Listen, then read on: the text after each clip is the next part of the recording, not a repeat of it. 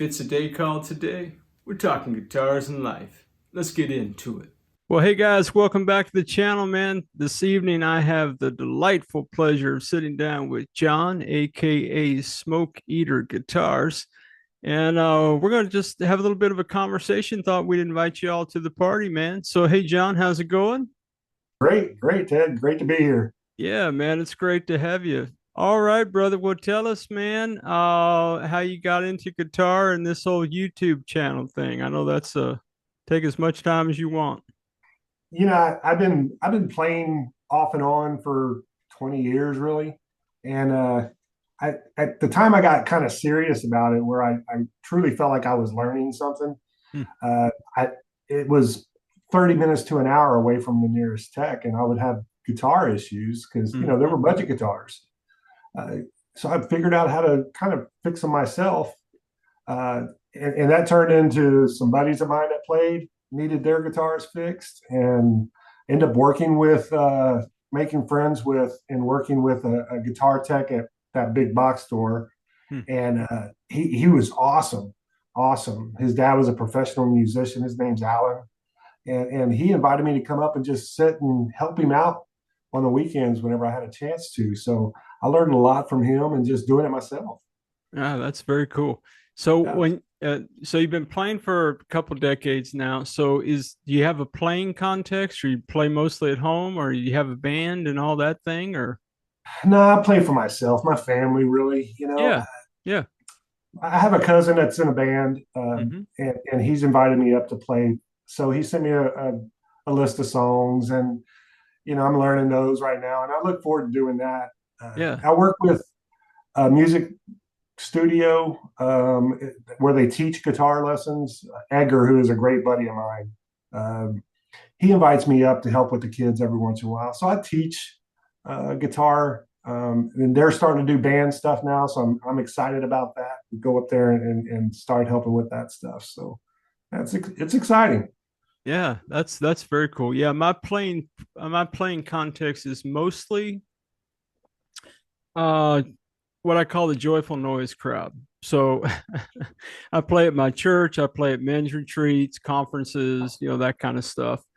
So that's mostly my kind of gigging context, for lack of a better word, and been doing that for a couple decades now. So yeah, it's a lot You of know, fun. I said I've been doing it for about 20 years. I, to this day, because I play for myself a lot and I'm very comfortable playing with myself. If someone was other than my wife was to come in, I get an anxiety level. I don't know how you guys just pick up a guitar and start playing in front of people. So I got to get used to getting over that kind of. I wouldn't call it stage fright because I'm not. I don't suffer from that, but it's just my anxiety goes up several levels whenever somebody's listening to me. Yeah, yeah, no, I feel that. That who was it? It was Jason Bateman and John Mayer. I don't know. I saw it on YouTube or something like that. And Jason Bateman was talking to John Mayer about stage fright. And Jason Bateman, I mean, he's a pretty good actor, and you Yeah, would imagine, a lot of good stuff. he doesn't wrestle with anything. But anyway, he was talking to John Mayer about it. And he said, "I don't know how you do it. I don't know how you get out and on the stage with his guitar in front of all these people and play." And John said, "Well, you want to know my secret?" And he said, "Yeah, I want to know your secret." He said, "I just look out at the audience and I realize that all of the people in the room, if I needed a place to crash tonight, they'd let me stay at their house." That's the truth, man. And that chills him right on out, Jack. Right? So Yeah, yeah, I can man. see how that would help. Yeah, yeah. Well, John Mayer, what a great guitarist. Yeah. yeah, I watch another cat, and I wish I was put together enough to reference him. He's a guy that teaches at Berkeley, Tomo Music or something like that. Yes, I've seen some of his videos. Oh, He's very good. I love his videos, particularly just the shorts where he comes out and he says, "You're so special. Do not compare.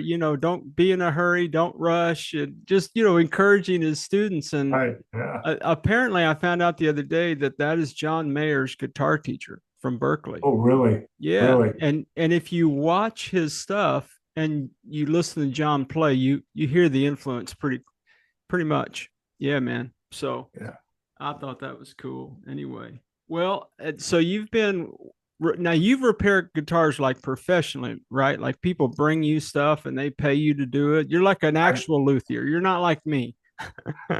well, I probably wouldn't call myself a luthier, but a paid tech, absolutely. Yeah, I Okay. do. I get about two or three in a week. Yeah. Um, I have professional players that bring me theirs to student guitars and everything in between. I've got the Nice. church players, and Yeah. uh, yeah, it really keeps me on my toes. Never really know what I'm going to get, but Yeah. I really enjoy it. It's not work for me. It's fun. Yeah. It helps me relax. It's something I enjoy doing, and with my real job, I have to Mhm. have that kind of decompression time Yeah. to be a good human being. You know what I mean? I do. Um, and that working on those guitars and playing helps me kind of settle. And Yeah. I feel like I'm a better person since I found music. Yeah. Um, it soothes my soul. Yeah. No, I hear you on that, man. Absolutely. Well, I don't do a lot of repair for people who are not family. But I have this ad that runs on Facebook that says I buy junky guitars, basically. Hmm. And so I buy, well, you've been on the channel, so I buy a Yeah, lot of $50, $25, $75 guitars and do my thing to them and try to turn them into rock and roll machines the best I can. But I have had a couple of people reach out, and those, I think maybe three or four, and like I had a dad and a son came over. The kid was like 13, great guitar player. I mean, he sent me a video of him playing the guitar afterwards. He had like an Ibanez, and somehow the wiring got all jacked up. And so these people asked me, well, how much do you charge? And I said, I don't charge anything. All I want to learn, and I want to put the content on my channel. yeah. And if you want to tip me, you can. And surprisingly, almost everybody, gives me some coins at the end. But I don't, so I'm not like a paid tech, or certainly not a luthier by any stretch of the imagination. But man, it Let sure me is a tell lot of you, fun. the way I charge is something similar to that. Those student guitars that I do, I don't make any money off of it. I Mhm. charge them for whatever it costs me in parts. And that's truly the majority of my work that I do. Yeah, Um, but I don't want to give those guys any excuse not to learn how to play. yeah. If I could take a student guitar and make it easier for them to play and make it sound good, Hmm. it gives them less of an excuse to put it down. And I Yeah, know how much music is done for me, so I want that for them too. So, like a setup, if you take a guitar to a tech place and get a setup, you're looking at $100. That yeah, guitar cost $100. How can you charge that person $100? So, I charge, I think, $25 for setups for those students, and that just covers my part costs, strings cost yeah, half. So I don't do it for the money. yeah. I do it because I enjoy it.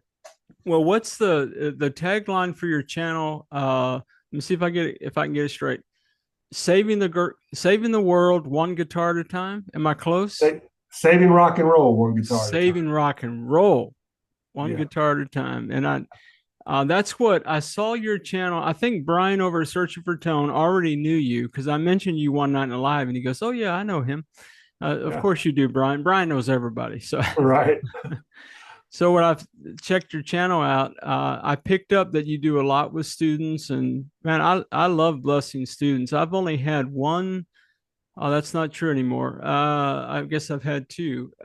Guitar companies send me a guitar like for free that I can review and do whatever I want with. One of them was a Tease guitar, and I gave that guitar to a college student that's in music ministry major or something like that over at the college. And yeah, man. So it's a lot of fun to give, man. I get that all the time too. People will, hey, I've got this old guitar. I don't really want it anymore. If you could fix it, you can have it. Mm. I turn around and give it right to the guitar studio and say, hey, man, give this out to a kid that needs a guitar. Yeah, yeah, yeah. I know you've been on Brant's channel, Tone Yeager, and he Yeah, does a lot of giveaway stuff as well he for does. his Yeah. local school. And I actually won a guitar in his channel a few weeks, I guess about a month ago. I said, dude, just give that guitar to somebody, man. Just, I mean, I appreciate it, but and he did, Yeah, and he yeah, filmed it and everything, so it was really kind that's of a awesome. special thing. That's awesome. I have enough guitars. I don't need anymore. I think I got 20 in my room right now. Yeah, Um, and those are mine. yeah, So yeah, yeah, it seems to always come about to, or I'll get inspired by something and I'll go out and just, buy the parts and start collecting, and slowly, and 3 or 4 months later, I got another guitar, you yeah. know? So do you have you mentioned early on you were buying budgets. I don't know if you still buy budget guitars or not, but I've seen several of your guitars in your videos. You know, you've got a Mhm. Fender, Strat, and some other things that were kind of like Right. your kind of go-to guitars. But are there brands that you lean toward in the budget world, particularly, or any world? But I'm always interested in budget gear. Uh, you know, to be honest with you, some of these budget, like Squier as an example, Hmm. what they're putting out today isn't what they put out 10 years ago. That's right. They're putting out professional level stuff. Yeah. Um, and the cost is a third of the cost of what you can get a Fender for. Yeah. Same way with Epiphone. Epiphone, although it's a little bit more expensive, the stuff they're putting out nowadays. But Firefly, as an example, Hmm. I don't know how they make them and ship them at that cost. Yeah, I don't either, man. I And they're really great don't. guitars. Yeah. Yeah, I try to tell people all the time. Back in, the early 80s, I bought a Hondo LP copy. And it was like, I don't know, in today's dollars, it was probably $450. I put it on layaway. I drove 30 miles every Saturday and put 15 bucks on it for months. And for what you can buy today for $200, oh my goodness, there's just no. I actually just bought Firefly Tele because I did a poll on the channel. What kind of guitars would you like me to take apart and all that? And so it's like all in 200 bucks, something like that, shipped to my door. I'm like, man, what? So I don't know how they do it. And everybody who hangs out with me knows about Tease guitars because I like Tease guitars, and I have several of their Teles and Strat models, and all of those guitars are the the Teles are under 300, the Strats are under 200, and they're just quality, and and they're made in China. They get shipped over to the States. Torsten sets them up, and actually, what I was doing before we jumped on the call, I was working talking to T, and I said, "Man, I want to get a guitar that you never touch straight from the factory, and I want to see what you have to do to it to be able to get it out to a customer." So that's what I was working on today. But anyway, yeah, man, So, it's just a crazy world, man. This budget world we live in. yeah, I think it's a great time to be a guitarist because you don't have to go out and spend $2,000 or $3,000 to get a really good guitar. Yeah, And even the kits that are coming out nowadays, they're modifiable enough to make them good playing guitars. yeah, So yeah, absolutely right. yeah, So I think it's awesome. you've been doing the tech thing for 20 years, you said, somewhere in there, ballpark? Yeah, I started kind of playing around with it ballparking about 20 years ago, but really got serious about 10, 15. Yeah. Okay. A lot of folks who hang out with me on the channel, I get a lot of comments about, oh, I could never do that, or I could never see myself doing that. What kind of encouragement would you give to somebody, or advice, or cautions would you give to somebody about learning to set their own gear up, one, but to work on their own gear and to get over that fear hurdle? Is there anything you've learned through the years, any encouragements that you would give? I think the biggest hurdle is to get started. And what I like to tell these guys, and this is the whole reason I set up my YouTube video, was to help people get over that fear of Mm-hmm. working on their stuff. But what I tell these people that need to start working on their own is that there's very little you can do to a guitar that can't be repaired. Mm-hmm. You can't mess it up to a point where I can't fix it. So try try to do your own setup, and if it goes bad, bring it to me, and I'll show you how to do it right. But yeah, just don't be afraid of screwing things up. There's this misconception that if you mess with a truss rod, you're going to just screw your guitar completely up and you'll break it. So those type of misinformation keeps people from messing with them. And I don't know where that comes from. If it comes from other techs trying to keep job security, or these box stores trying to bring you in. Mm-hmm. There's really nothing on a guitar that's hard. Yeah. Very few things. Most of it is really common sense. Mm. You know. Mm-hmm. Yeah, well, my channel is all about my learning and boneheadedry along the way. But I figured, so I bought a Harley Benton from it was Tommen in Germany, had it shipped Mhm. across the waters. It got here. The neck pickup was dead on arrival.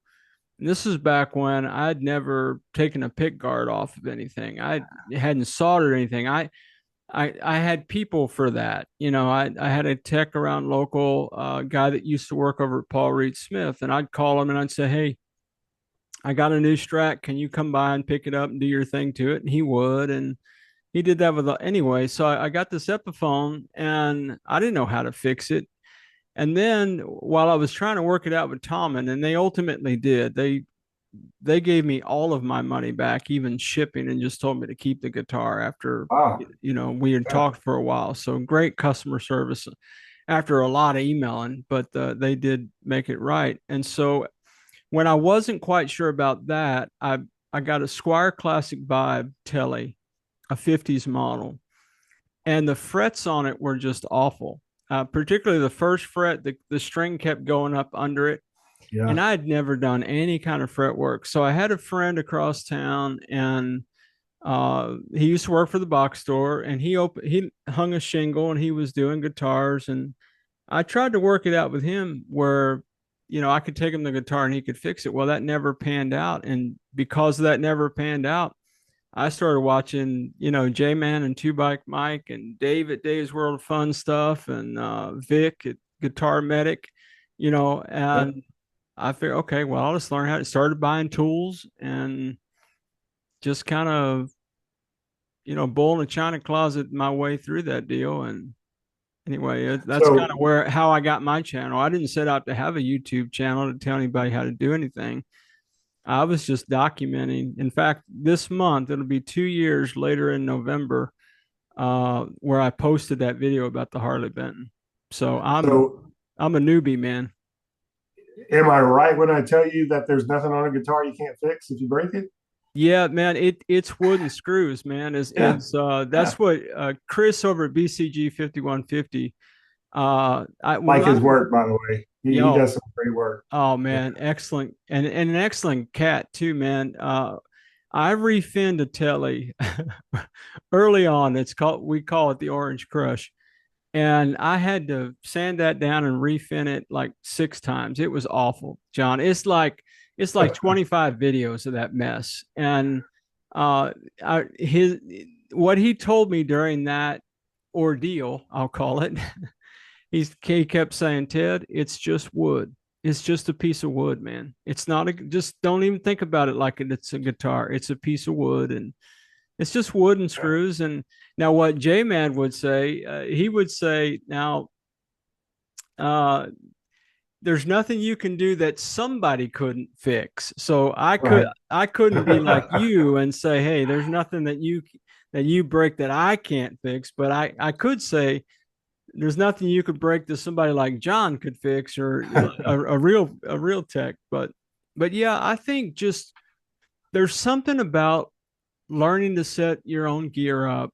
And I one of my vocations, I'm a teacher, and so I explain a college professor, and so I talk to my students all the time, and I say, okay, so when you're learning how to do this, their particular field, you're going to watch somebody do it. And when you first start out, you're going to do everything the way they do it. And you're going to like what they tell you to like. And it's going to be good when they tell you it's good. But what's going to happen over time, and you won't even know that it's happening, is you're going to find your own rhythm and your own way. And once you do that, stay in that lane. And Yep. so, because I think a lot of people watch a setup video, and like when I took this Tease guitar out of this box today, if somebody just bought that from the factory, it didn't go to New York, it didn't get the basic setup that T would do for them, and it ends up at their house, they're really probably not even going to know it's not intonated number one. But their Right. ear is going to tell them that there's something off. And unfortunately, what's going to happen is that something off they're going to conclude is them, not the instrument.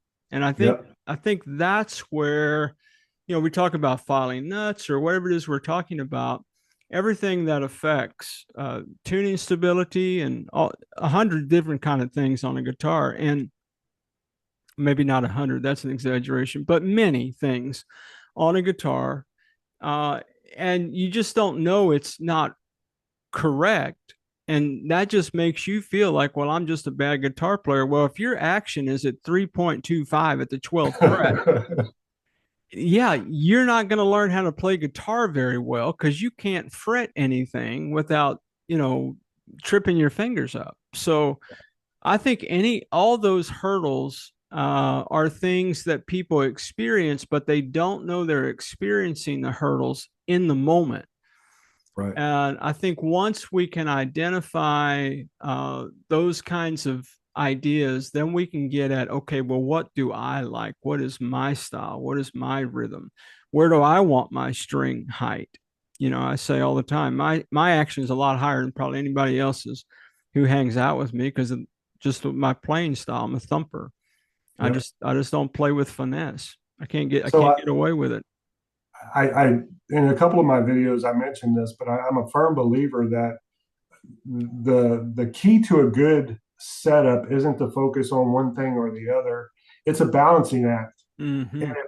if your relief isn't set and your intonation's off and your nuts not gapped right, your action's off, one of those little steps out of place, and you're right, they could think it's a bad on them, and it's just Mm-hmm. not a bad setup. So to me, there's not one part of a setup that's more important than the other. It's really that balancing act of that's what a good setup and a bad setup, the difference is that Mm-hmm. that good setup doesn't focus on one item at a time. It focuses on the big picture. Yeah. Uh, and it truly is that. It's a big picture because you could have it intonated perfect, but your Mm-hmm. action's off. Or Mm-hmm. it's a million, like you said, it's 100 things that could go wrong or be a little bit off. And teching is a game of thousandths of an inch, Mm-hmm. and thousandths of a millimeter. Mm-hmm. It's precise. Mm-hmm. Doesn't mean that everything has to be precise, but it just takes a little bit of something being off that throws off the whole guitar. Yeah.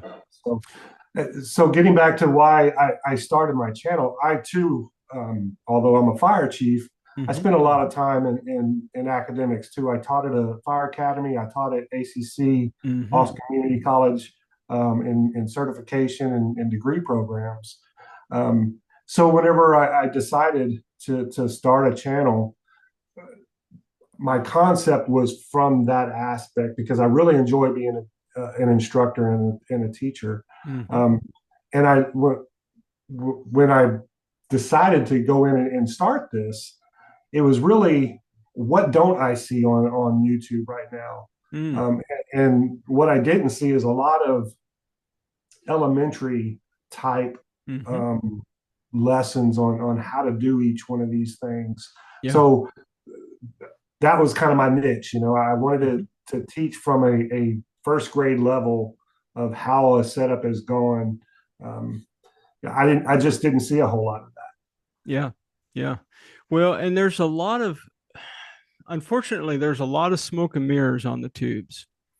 There's a lot. And I know, I think I actually heard you talk about this in one of your videos, and I probably err on the side of doing both of the things that I think you kind of would say, well, I don't know about that, but I expose all of my mistakes. I emphasize my mistakes more than what I get right, in the hope that somebody can see what could go wrong. But the other thing I do is I do a lot of that fast forward stuff, particularly if it's a 20-minute setup and I'm at a Right. my video is already 25 minutes long. I'll throw a 2-minute breakneck speed. And of course, I get my theme song. Hey, thanks for including me in your theme song, by the way, or the Yeah. AI song that you did. Yeah. I was telling the guys about it. Well, you were there the other night live. I'm Yeah. sorry. I forget we hang out outside of the interview, and I do need to circle back with you via email about that Carlos guitar and that bridge and some stuff I was thinking about. I've got some ideas about that. Couple of pointed kind of questions just to steer us a Sure. little bit. Let's talk about tools for a minute. So I look behind you in your shop. You've got tools and drawers, and I imagine those drawers are full of all kind of implements of destruction. Yes. One of the things that I did that I think was a mistake when I started watching Dave and Vic and J Man and Mike, Hmm. anybody that was using a tool on YouTube, I bought that tool. Whether I Mm. knew what that tool does and whether it was a $45, whatever socket set, or, I mean, I don't like zooming in to try to get the name brand of the screwdriver. And I know, I don't know Dave's World of Fun stuff at all. I was a Patreon members of his, but we've never hung out and had one conversation. I Right. know Mike and I know J Man personally, and I know Vic a little bit more. We email back and forth. So none of those guys, I don't think, would ever give me a list of tools. Ted, this is what you need to buy. They're all just sort of demonstrating what they have. Right. So how does a person navigate the fact that when you go out to StewMac, there's 5 different fret end files, for example? Oh yeah. How would you encourage somebody who's starting out on the tool hunt to kind of get the staple tools that they need in their arsenal? You know, first off, go to Walmart and buy um, a good set of tools that you would use on any mechanic job, because 90% of the things you're going to work on, that's that's what you're going to use. A All right. normal screwdriver. Mm-hmm. Um, you don't have to spend a whole lot of money on specialty tools. But whenever you're looking at specialty tools for teching, I would stay away from the cheaper Amazon brand Mm-hmm. stuff. I've Mm-hmm. tried it. I end up going back to a name brand, Mm-hmm. StewMac type of Mm-hmm. brand. I really like Music Nomad, and I'll tell you why. Mm-hmm. They put kits together for you Mm-hmm. that you could buy a measuring kit from them, and it gives you everything that you need to do a setup Mm-hmm. as far as measuring go. They have a screwdriver tip or screwdriver set that has all the Allen wrenches you'll need to do like intonation and other Mm-hmm. things on a guitar. Those little kits from Music Nomad are awesome, and I don't get any. I mention them almost every video because I use them Mm-hmm. a lot. Yeah. Uh, but as you have jobs come up, um, as an example, sanding a saddle. If you just an acoustic saddle, if you take Yeah. that saddle and just use your hand on sandpaper and you sand it down, you think, okay, I don't need a specialty tool for this. What you don't realize is that that saddle needs to be perfectly flat Mm-hmm. when it sits back in that cradle. There's a Mm-hmm. tool for that. Yeah. So as those jobs come up or as those things happen in the market world that we live at today, where you can get it overnight, I would say focus on the things you need to get that you do all the time and get the right tools for that. Mm-hmm. But don't focus on getting all these specialty tools because you may use it or may not ever need it. Yeah. As those jobs come up, Mm-hmm. I would say that's when you go. Don't build your arsenal. Don't look for a solution before there's a problem. You know what I mean? Yeah. Yeah. Yeah.